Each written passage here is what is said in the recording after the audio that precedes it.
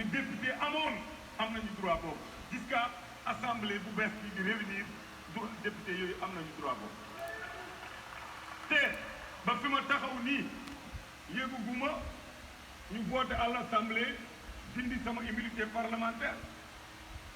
wala am na je suis pas au courant donc am naa yaakaar ne li journal Témoin wax waruma ci bokk xawma ko nag parce que jotuguma këyit jotuguma papier yëguguma ko bu may wax te yàlla tax. en tout cas Farba tiit na de kan moo tiital Farba waaw lii question bu mooy posé kan moo tiital Farba Ngom ak lan la tiit lan la ragal waaw ku ma ko mën a dimbalee ci commentaire rek nga dimbali ma bindal ma lan la Farba Ngom di tiit daal waaw muy noonu. te tukki naa fi nag après les élections ba léegi dem naa fi Canada dem naa fi Maroc Abidjan fu ne dem naa Paris partout donc yëguguma que ne man maa ngi bokk ci ñu tëree tukki te boobaa dinaa laajte ban argument lay doon lan lañ may toppee voilà bu dee politique laa wax bu dee politique benn imam laa am imam boobu mu ngi tudd Macky Sall man Farba Ngom je l'assume aujourd'hui, je l'assumerai demain et je l'assumerai après-demain. man nag finalement ñii dama jàpp que ni yàlla moo ñu leen dimbalee yàlla moo ñu leen may quoi parce que Sénégal tamit wax dëgg yàlla tolloon na ci benn période boo xam ne entre 2001 ba 2012 mën nañu ko wax xam nga maam yi nekk ci kaw réew mi rek ñun Sénégalais yi ñu def lu ñu neex. dëkk bi jaxasoo indiscipline bi xam nga y avait du n'importe quoi daal xam wax dëgg yàlla waaw ma jàpp que ni nag ñii yàlla daf ñu leen dimbalee ñu benn président bu mel ni Macky Sall mu loxoti ñu mboot yeeg kaña yeeg tous ces énergumènes yi nga xam que ni ay nit yoo xam ne dëgguwuñu non mais on s'est rendu compte de beaucoup de choses quoi loolu laa ko mën a waxee entre 2012 ak 2024 waaw on s'est rendu compte de beaucoup de choses xam nañ nit ku baax xam nañ nit ku bon xam nañ kuy wax dëgg xam nañ kuy waxul dëgg xamee nañ dëgg xamee nañu fen donc les choses ont vraiment évolué ñu doon dem ba doon benn peuple boo xam ne peuple bu mature peuple boo xam ne da ngay toog wax li ngay wax loo ci boo tiitee xam nañ boo jaxasoowee xam nañ boo sëreewee xam nañ boo waxee dëgg xam nañ boo waxee safaan xam nañ peuple boobu neexatul la manipuler sénégalais yi xam exactement li ñu bëgg mooy lan waaw donc instant bi nag moom dernier levier bi moom agsi nañ ci benn dernier tournant bi waaw fii nag la Sénégal di tànnee yoonam dëggantaan élection yi di ñëw il faut que ñu wax ko il faut que ñu wax ci il faut que ñu teel a xam yan xeet nit la ñuy dugal assemblée nationale parce que yii moom xeet bi moom basta quoi merci rek doy na sëkk dafa doy sëkk maintenant nag xàmmee nañu yeewu nañu dañoo doon nelaw yeewu nañu léegi nag nañ def yëfu kuy dund def yi fu nit tànn ay nit yoo xam ne ñii ñooy nitu dëgg ñi nga xam que ni dëgg-dëgg Sénégal moo leen ñor peuple bi moo leen ñor te ñoo ngi fi ñooy 90% de la population sénégalaise loolu bu ñu ko fàtte ñoo ëpp ci ñi bëgg lu baax ci réew mi ñoo ëpp fuuf yàqkat yeeg ñi bëgg lu bon ñi nga xam ne seen bopp képp lañuy xalaat réew mi dafa am nu muy doxee te loolu noonu ñun ñëpp on est concerné la masse nag elle est restée silencieuse lu yàgg mais actuellement nag moom waaw la masse se parle ñii nag instant yi démasqué nañ leen ñoom ñëpp xam nañ leen xàmmee nañ leen ku ci nekk instant bi yaa ngi xalaat say intérêt propre allahu akbar mais nañ dem rek. waaw loolu yëgaguma ko moo taxit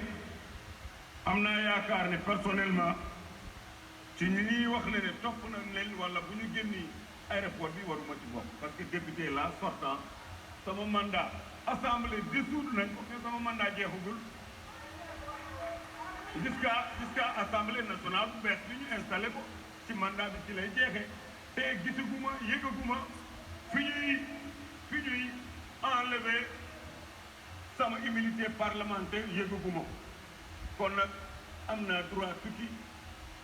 am naa droit dem am naa droit dikkaat bu dee ci loi la ñu wax nag bon bu dee loi laa wax nag loi nag moomu ma ko keneen tuddul man moomuñu loolu baax na askan bi xam yëgaguma ko jotaguma loolu yëgaguma ko en tout cas lii incha allah huissier de justice bi c'est déjà réglé bu ci yàlla àndee mu def li ci war ñu jox ko Augustin Faye le nouveau procureur pour gérer ça te doy na waar lool ci police nationale di doxalee noonu voilà mais am naa yaakaar ne comme ni ma leen ko waxee rek waa ji yëgu ko leneen aussi bandiraaɓe demgal pulaar donc mu ngi nii rek xam nga buñ ko toppoon tamit di ko dégluwaat même bu waxee ci pël bu waxee ci joolaa séeréer mandeng bu waxee ci làkk bu mu mënti xalaat tamit même chose la ñuy wax di jéem a dédouaner seen bopp instant bi nag dañuy jéem a poussé wu des ailes d'ange quoi maanaam ay laafu malaaka li ñuy bëgg am seen digg ginnaaw yi comme ça ñu jàpp que ni non ñii ndeysaan yow sa ils sont propres ñii daay islam kenn yoru ci woon budget boo xam ne doo xam fu mu jógee ñoom ñëpp a setoon wécc clean ils sont forts mais nag instant bi nag malheureusement seen manque d'intelligence bi ñu amoon bi ñu jotee doole bi tey lay doogee retomber seen kaw waaw parce que at bii nii lañ jàppoon que ni at la boo xam ne du ñëw ñoom li ñu jàppoon ci at bii nii ak lii yàlla def dafa bokkut at bii dañoo jàppoon que ni du ñëw 2024 nga xam que ni Sénégalais yi ñoo ngi koy xaar depuis le soir du 25 février la woon xaw ma su ma juumul 2019 de ah voilà élection boobu noonu bi ñu ne waa APR gañu nañ Sénégalais yëpp xam que ni lii c'est impossible c'est impossible mais garaawul 2024 moo ngi ñëw 5 ans jour boobu maire bi sama yaay sa loolu wax ne ma gars yi da ngay nañ ma ne ko fii ak 5 ans dañ koy xaar 2019 20 21 22 23 24 dañ ko xaar waaw Sénégalais yi dinañ jël seen mal en patience dinañ xaar bés boobu noonu waaw dinañ soppi mbir yi léegi nag ñoom ñii nii nga xam que ni ñoom ñi doon wax ay waxu kenke naa dese naa xaw ma lan di jéemal lijjanti ay 3e mandat ñoom dañoo imaginer wul woon ci seen àddina wala toog ni sa di ko jëneer wala di ko xalaat wala di ko génn que ni 2024 bii nii nga xam ni Sénégal moom la tàmm bii nii mënuñu woon imaginer que ni dina ñëw waaw comprendre ngeen fi ma bëgg a waxee waaw pour ñoom ba instant bii nii ñoom ñooy nekk au pouvoir parce que le pouvoir c'est éternel loolu lañ gëmoon moo tax xam nga ils n'ont même pas de plan de sauvetage quoi même pas de plan de sauvetage léegi nag seen manque d'intelligence bi yëpp dafa këppwaat seen kaw actuellement te loolu nag moo leen sonal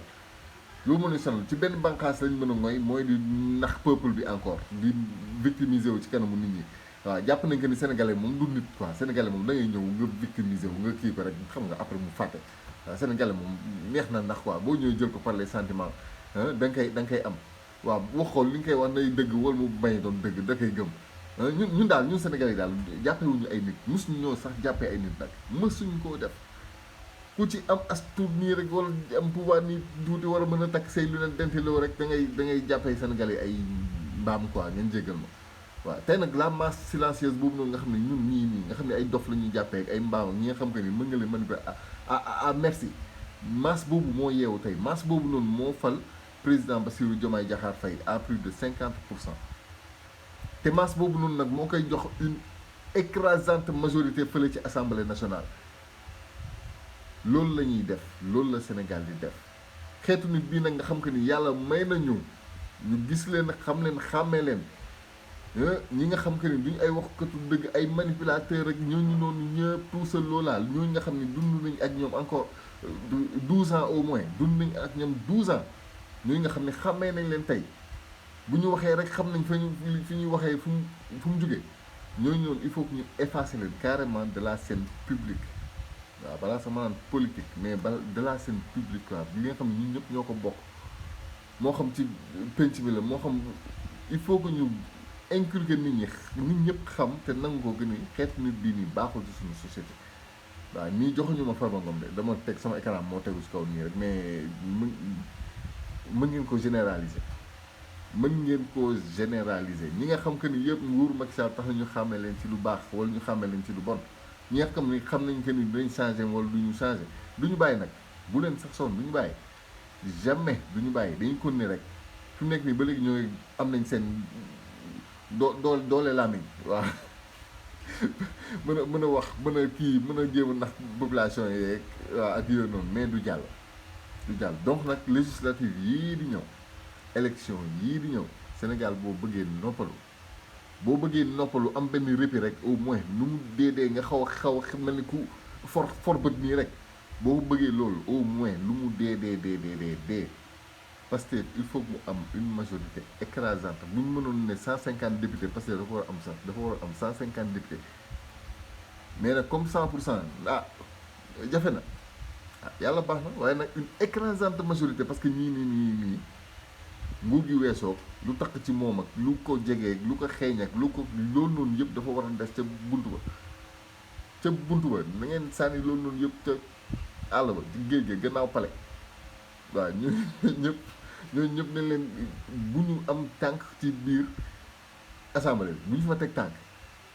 xeet yooyu noonu yëpp ay ñoom Pape Djibril Fall tous dans le lot ay ñoom Bougane Gueye Dany ñoom ñëpp tous dans le lot xàmmee ngeen leen xàmmee nañ leen ñooñu noonu bu ci waaw yàlla baax na daal waaw li ci des nag ñu ñëpp dem voté yi législative yi ngeen jox réew mi Bassirou Diomaye Diakhar Faye Ousmane Sonko ak ñi mu àndal boo leen ko defee def di ngeen sant yàlla de waaye di ngeen sant yàlla waaw li ci des nag moom yàlla baax na quoi waaw ci ñun nag la des yàlla bay sa tool ci ñun Sénégal yi la des na ñëpp génn dem voté ji waaw ñi voté wul woon présidentiel sax nañ voté ji mais li amoon ci présidentiel yi il faut que ñu doubler ko lii mooy vrai présidentiel yi nag bu dee neex naa dégg waaw nañ ko jàppee noonu jàppee lii mooy vrai présidentiel yi fii nañ mën a jëlee suñu réew jox ko suñu bopp te loolu mooy objectif bi jël suñu réew jox ko suñu bopp parce que Bassirou Diomaye Faye mooy Ousmane Sonko mooy Sénégal mooy ñun ñooy Ousmane Sonko ñun Sénégal ñun suñu bëgg-bëgg suñu melo suñu nature dëggantaan moo feeñ ci Ousmane Sonko te Ousmane Sonko mooy Bassirou Diomaye Diakhar Faye kon ñun Sénégal ñun ñooy Bassirou Diomaye Diakhar Faye donc il faut ñu jël pouvoir boobu noonu jox ko suñu bopp tey ci assemblée bii dañ ko mën defee wasalaam